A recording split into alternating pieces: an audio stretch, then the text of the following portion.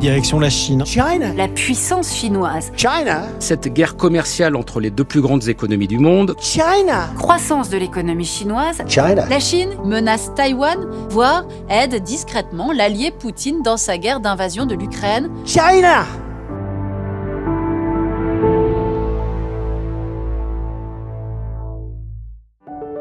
Pour rendre sa grandeur à l'Amérique, Donald Trump compte bien appliquer certaines recettes déjà utilisées lors de son premier mandat. Et depuis son retour à la Maison-Blanche, le président américain a conservé le même ennemi, la Chine. Les deux puissances s'affrontent évidemment sur le volet économique, mais leur opposition concerne aussi Taïwan et les alliances géopolitiques, et le gouvernement chinois a préparé sa riposte. Je suis Charlotte Baris et vous écoutez La Chine à l'épreuve de Trump, une série originale de La Loupe, le podcast quotidien de l'Express. Épisode 1, une économie préparée.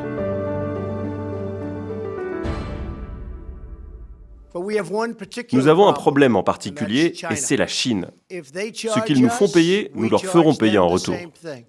Ces mots de Donald Trump, ils ne datent pas de ces dernières semaines, mais d'il y a 7 ans.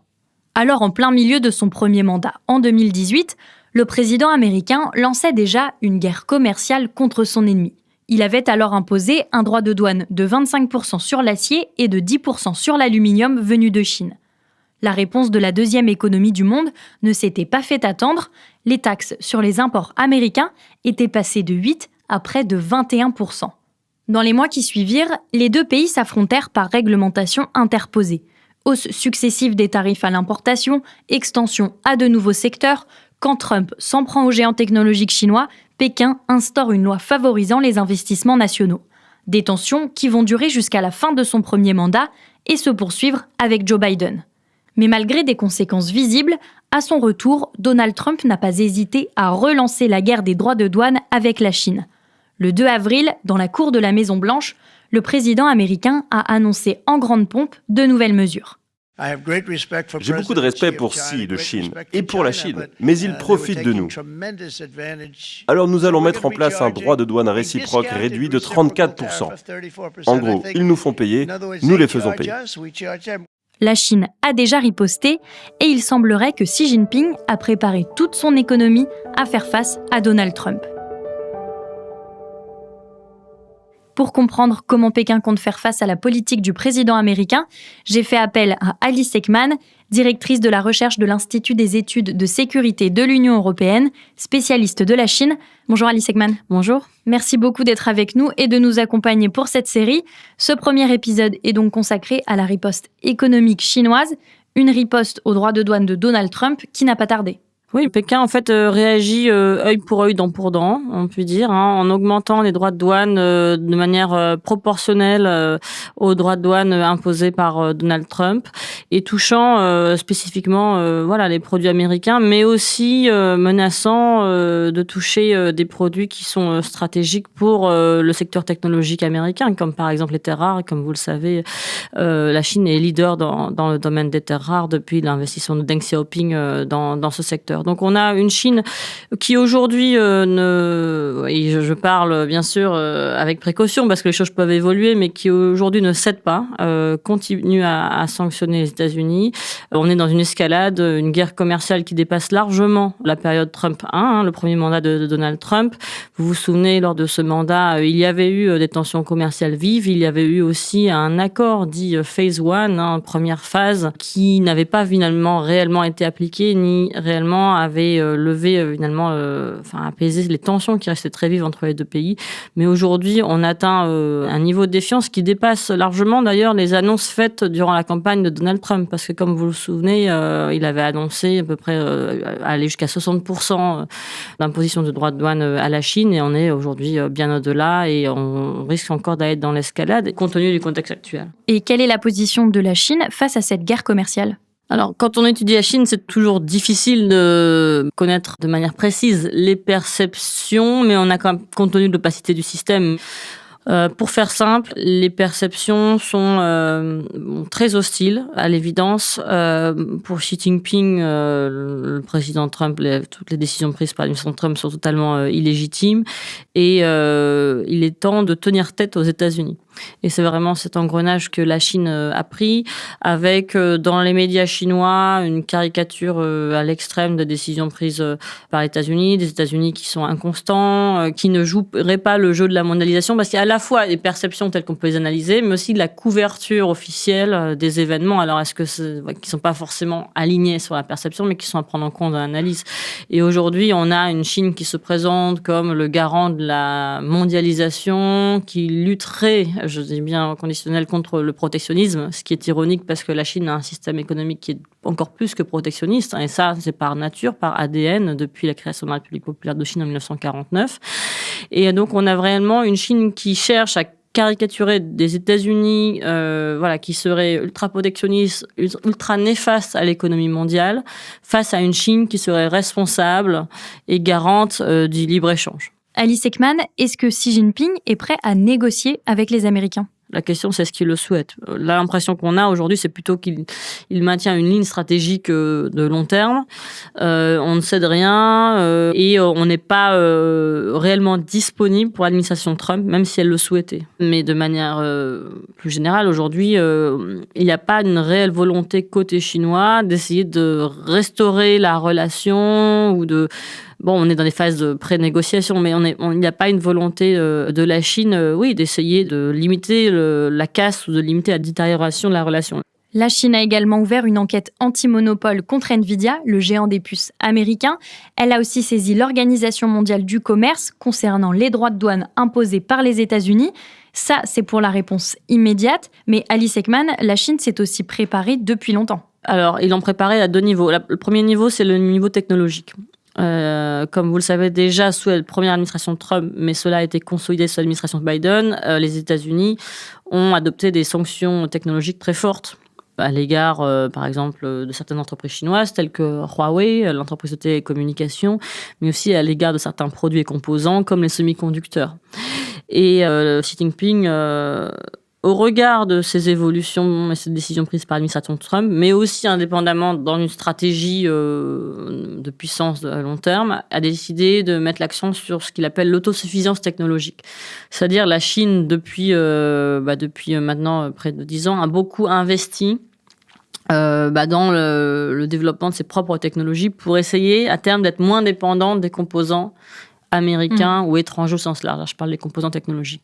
Et de fait, par exemple, pour les semi-conducteurs, elle est encore en retard par rapport aux producteurs taïwanais, américains, mais elle a quand même réussi à rattraper une partie de son retard et à produire des puces de taille réduite, en tout cas beaucoup plus réduite qu'il y a 2 ou 3 ans. On voit aussi, par exemple, que les téléphones Huawei, maintenant, sont dans leur composition, les éléments qui le constituent sont plus chinois, moins étrangers, si moins dépendant des composants étrangers qu'il n'était il y a 5 ou 6 ans. Et il y a aussi l'élément agricole. La Chine a effectué des stocks, a beaucoup importé des États-Unis pour être moins dépendant des sanctions dans le domaine agricole qui pourraient toucher la Chine à l'heure de l'arrivée de Donald Trump. Donc, elle accuse le coup de ces tarifs, mais elle n'est pas le couteau sous la gorge. Elle n'est pas dans une situation de pénurie, que ce soit technologique, agricole, agroalimentaire ou dans les secteurs stratégiques au sens large. Mais malgré la préparation du gouvernement chinois, cette guerre commerciale pourrait avoir des conséquences très lourdes sur l'économie de la superpuissance asiatique. Les États-Unis, qui achètent plus qu'ils ne vendent aux Chinois. En 2020, Washington a ainsi accumulé 283 milliards de dollars de déficit commercial avec Pékin. Les liens économiques entre Pékin et Washington sont très forts. Cette guerre commerciale pourrait donc coûter très cher à la Chine, d'autant, Alice Ekman, qu'elle est dans une situation économique dégradée. Les chiffres officiels indiquent une croissance autour de 5%, mais différentes estimations allant de Rodham Group à d'autres think tanks américains, européens considèrent qu'on est plutôt autour de 2,5 ou 3%. On voit réellement que le problème de l'économie chinoise, la croissance économique, est qu'elle est très fortement dépendante encore des exportations. Ça fait maintenant près de 20 ans que la Chine cherche à limiter sa dépendance aux exportations. Et pour cela, elle cherche à être davantage dépendante de la consommation intérieure. Mais dans un contexte de stagnation des salaires en Chine, même lorsque certains foyers ont un pouvoir d'achat renforcé, ils épargnent encore beaucoup parce que le système de sécurité sociale est encore très peu développé. Comme vous le savez, les pensions de retraite sont faibles en Chine, la couverture santé est incomplète, l'éducation des enfants coûte très cher, s'occuper de ses parents âgés, malades, etc. Donc en fait, les foyers de la classe moyenne supérieure épargnent au maximum, souvent plus de 30% de leurs revenus disponibles, en se disant, certes, on pourrait dépenser plus, on pourrait consommer plus, mais assurons nos arrières en cas de coup dur. Et donc, on est toujours dans cette situation-là en Chine, qui fait que la consommation intérieure ne décolle pas vraiment, même quand elle est aidée, quand elle est subventionnée, parce que voilà, il y a à la fois cette inquiétude liée au système de sécurité sociale, mais aussi le Covid, qui a beaucoup impacté la confiance. Beaucoup d'ouvriers travaillant dans le centre du pays, ou dans le sud, ou dans les grandes villes, sont rentrés chez eux en zone rurale et ont perdu leur emploi du jour au lendemain. Et voilà, donc dans ce contexte-là, la consommation atteint ses limites. Il y a aussi la question, bien sûr, de la crise immobilière et du contre-coup avec un secteur qui ne se remet pas aujourd'hui pleinement de cette crise. Et donc, face à cette crise, pourquoi la Chine persiste dans cette guerre commerciale face aux États-Unis ? On a une Chine qui joue finalement sur l'instabilité et les failles apparentes de l'administration Trump pour renforcer ce discours d'hostilité. Mais aussi, ça peut être aussi un pilier de légitimité du parti. C'est-à-dire que souvent, la question qu'on peut se poser aujourd'hui, c'est de dire, très bien, la Chine fait face à une situation quand même de tension commerciale qui va lui coûter cher. Est-ce que le Parti communiste chinois ne va pas perdre en légitimité dans ce contexte-là ? C'est-à-dire que la croissance ralentit, elle ne peut pas se permettre un ralentissement renforcé. Mais un des éléments d'analyse, et celui que je considère important de prendre en compte aujourd'hui, c'est que tenir tête aux États-Unis, c'est aussi un pilier de légitimité du parti. C'est-à-dire qu'elle peut perdre en légitimité sur le plan économique, mais en gagner aussi sur le plan du positionnement international. Et donc la perception, c'est aussi, il faut tenir tête pour aussi renforcer le sentiment de fierté nationale, le sentiment aussi de puissance que la Chine doit projeter, pas uniquement vis-à-vis des États-Unis, mais vis-à-vis du reste du monde. Est-ce que la nature du régime chinois, c'est-à-dire autoritaire, c'est un atout dans cette guerre commerciale face à Trump, ou au contraire, est-ce que c'est une difficulté supplémentaire qui vient s'ajouter à la crise économique ? Alors ça, c'est une vraie question. La dureté du Parti communiste chinois pourrait être un atout, ou la dureté aussi de Xi Jinping lui-même, comme vous le savez, en chinois on dit choku, il a mangé amer, c'est-à-dire qu'il a eu des périodes très dures dans sa vie. Il a subi les conséquences de la révolution culturelle, il a vu ce que c'était que les luttes intestines au sein du parti, il a compris ce que c'était que la dureté du parti, il a lui-même eu du mal à intégrer le parti. Cette capacité de résilience et cette dureté, on va dire, face à l'adversité, oui, ça peut être un atout, on va dire, pour garder le cap, alors que la situation internationale et économique nationale est difficile pour la Chine. Après, la rigidité du parti en lui-même, c'est quand même une grosse machine, le parti. Et face à un président Trump qui est quand même très... qui prend des décisions tous les jours, qui communique sur les réseaux sociaux, ça va très vite. Certainement avec inconstance, mais ça va très vite. Le parti n'est pas à même de réagir rapidement s'il le souhaitait. Voilà, il faut faire attention quand on parle davantage d'un système politique à parti unique et autoritaire, parce que bien sûr qu'il y a énormément d'inconvénients au niveau humain, social, sociétal, et on les connaît tous. En termes de stratégie, clairement, ils ont un système de propagande extrêmement fort, extrêmement bien doté, et une diplomatie aussi qui est totalement alignée sur l'orientation du parti. Donc c'est une grosse machine qui a du mal à bouger, qui est lourde et qui n'est pas capable de réagir rapidement, mais c'est aussi une grosse machine qui est capable de distiller des éléments de langage de manière méthodique et coordonnée, de manière assez efficace. Pour s'en sortir, la Chine cherche donc d'autres solutions, quitte à se tourner vers d'anciens ennemis. Après une visite au Vietnam et en Malaisie, le président chinois est arrivé au Cambodge, dernière étape de sa tournée en Asie du Sud-Est. Mi-avril, Xi Jinping était donc en Asie du Sud-Est. Alice Ekman, c'était une tournée très stratégique. Oui, on est quand même dans un système de croissance qui reste trop dépendant des exportations et une Chine qui cherche au maximum, dans ce contexte-là, à diversifier ses relations commerciales avec ce qu'elle appelle les pays dits du Sud, Sud global, une expression que la Chine elle-même utilise maintenant, qu'elle n'utilisait pas auparavant, mais elle utilise. Avant, elle utilisait beaucoup pays en développement, maintenant Sud global. Donc Xi Jinping, depuis 2018, parle d'élargir son cercle d'amis, cercle de pays amis. Alors ça, c'est déjà un concept général qui témoigne d'une stratégie de la Chine de diversification, mais aujourd'hui, c'est vraiment une diversification commerciale en premier lieu. Mais les pertes engagées sur les marchés, on va dire consolidés, pays développés, notamment le marché américain, le marché européen, ne sont pas compensées, dans l'immédiat en tout cas, par les gains dans des pays dits du Sud. Donc c'est une stratégie de long terme, mais la question réelle qu'on pourrait se poser, c'est est-ce que la Chine est prête à payer le coût dans l'immédiat d'une stratégie de long terme de diversification qui pourrait être gagnante sur 10, 20 ans? Ma réponse est plutôt oui. Et pourquoi? Les objectifs politiques et géostratégiques l'emportent en cas d'arbitrage. On pourrait penser à Hong Kong, l'adoption de la loi sur la sécurité nationale à l'été 2020. N'est pas dans l'intérêt économique de la Chine. Beaucoup de sièges d'entreprises étrangères, de multinationales sont partis, ont quitté Hong Kong au bénéfice de Singapour, par exemple. Hong Kong a une place financière beaucoup moins attractive compte tenu de l'évolution du système politique et juridique du territoire. Mais pour la Chine, il n'est pas question de céder parce que l'objectif est politique. Donc tant pis si ça coûte de l'argent, tant pis s'il y a une perte d'attractivité. L'important, c'est que Hong Kong soit plus conforme aux exigences du parti tel que voulu par Pékin. Donc on est bien dans cette voie-là. C'est-à-dire aujourd'hui, la Chine aussi engage une offensive de charme vis-à-vis de la Corée du Sud ou du Japon, qui sont les principaux alliés américains en Asie du Nord-Est. Parce que, bien sûr qu'il y a des arguments là, contextuels pour jouer sur un rapprochement. Parce que, bien sûr, le Japon, la Corée du Sud est insatisfaite où on se pose des questions sur la constance du parapluie américain, de son allié de sécurité. Est-ce qu'elle pourra vraiment compter sur Washington en cas de coup dur?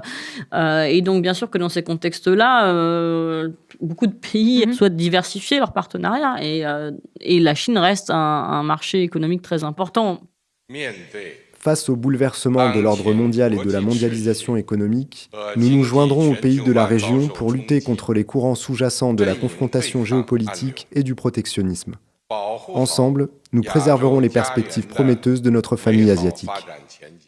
Les droits de douane de Donald Trump ne freinent donc pas le commerce international et les alliances.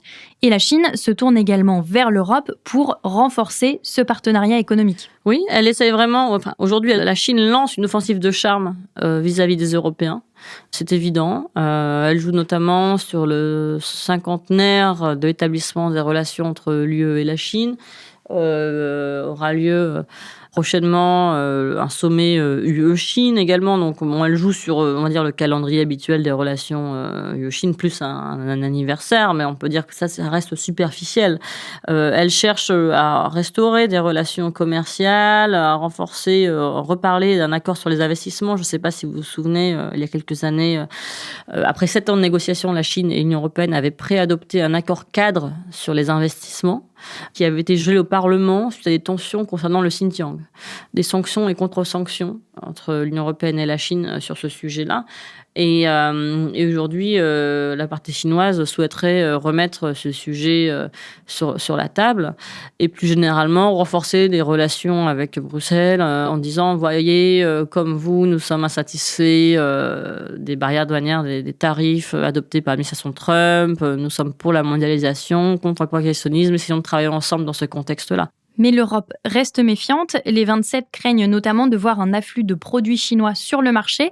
On le voit, il y a donc des freins à ce partenariat économique Chine-Europe. Oui, on a parlé de tensions politiques, le Xinjiang, la question hongkongaise, la question des droits de l'homme plus généralement, mais il y a aussi bien sûr la question de la réciprocité en termes d'accès au marché et les subventions d'État qui continuent vraiment à soutenir certains secteurs clés de l'industrie chinoise, comme par exemple les véhicules électriques.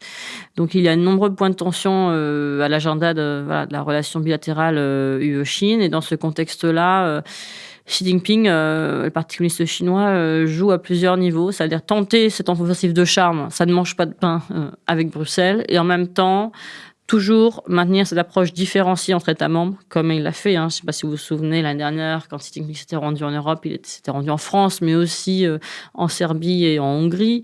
Pedro Sanchez, le Premier ministre espagnol, s'est rendu à Pékin. Essayer de séduire en particulier, côté chinois, les pays les plus faciles, entre guillemets, ou qui auraient une posture favorable à la restauration de la relation, même si ça bloque au niveau de Bruxelles. Et ça pourrait continuer de bloquer parce que Bruxelles reste, on a parlé des points de tension, reste conscient des divergences politiques, des divergences économiques, mais aussi des divergences géostratégiques, notamment du soutien, en tout cas ce qu'elle considérait comme le soutien continu de la Chine à la Russie en contexte de guerre. L'allié russe, c'est justement l'un des outils de Xi Jinping pour permettre à la Chine de faire face au retour de Donald Trump. Et c'est le sujet qui va nous intéresser dans le 2e épisode de cette série. Toujours avec vous, Alice Ekman. À demain. À demain. Pour écouter la suite des analyses d'Alice Ekman, spécialiste de la Chine, je vous invite, chers auditeurs, à suivre La Loupe sur n'importe quelle plateforme d'écoute, par exemple Deezer, Apple Podcast ou Podcast Addict. C'est là-bas que vous pouvez nous mettre des étoiles si ça vous plaît et nous écrire des commentaires. La Chine à l'épreuve de Trump est une série originale de La Loupe, réalisée par Sébastien Salis et Jules Cros avec Emeline Dulliot.